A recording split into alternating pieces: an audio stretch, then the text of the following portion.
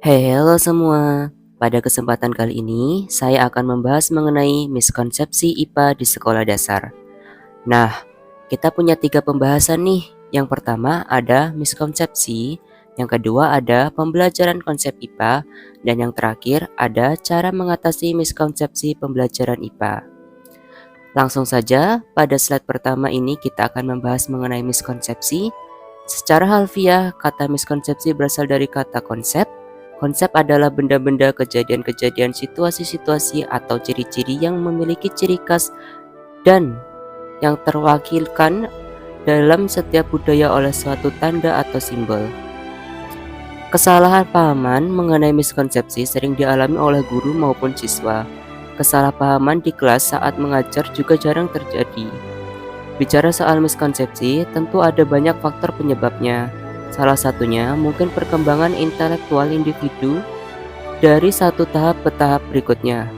Perkembangan ini, menurut teori Piaget, terjadi secara berurutan dari sensor, operasi pertama, operasi konkret, menuju ke operasi abstrak atau operasi formal. Kemudian, pada pembahasan kedua ada pembelajaran konsep IPA. Sistem yang mempelajari konsep seringkali hanya menghafalkan definisi suatu konsep tanpa memperhatikan hubungan dengan konsep lainnya.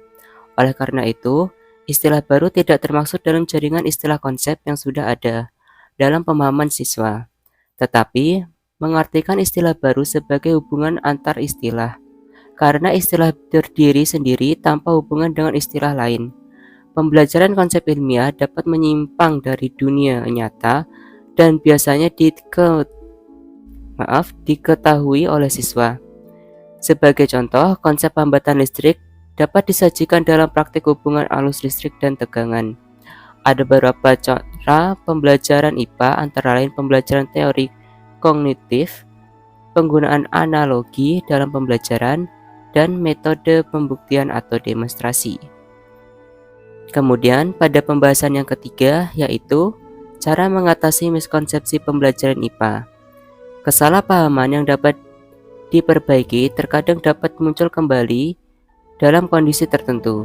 Ketika siswa dihadapkan pada pertanyaan yang sedikit menyimpang atau lebih sulit, terkadang kesalahpahaman muncul dan berakibat buruk. Beberapa hal yang dikemukakan oleh peneliti tentang cara mengatasi miskonsepsi antara lain sebagai berikut.